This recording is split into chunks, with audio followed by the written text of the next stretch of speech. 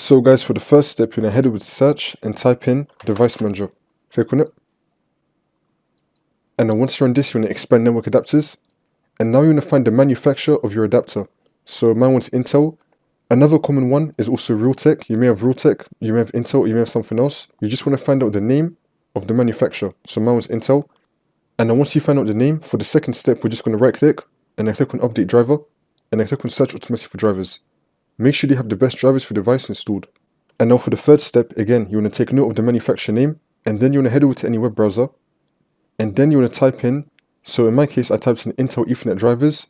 For you, it might be Realtek Ethernet drivers. You want to type in whichever one you have and then go to the first link by the manufacturer itself. And now you want to scroll down and then click on download.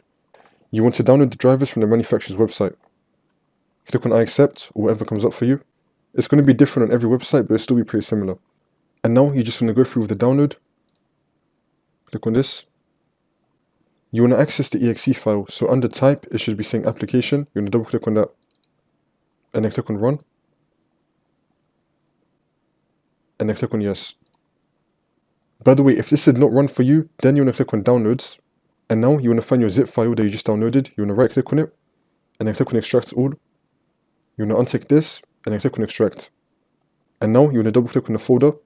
And then it should let you run the exe file now. And now you just want to continue with the installation. I'm not going to continue because you may have downloaded a different one to me. But now once you install all of that, you just want to restart your computer. And then you should be good to go.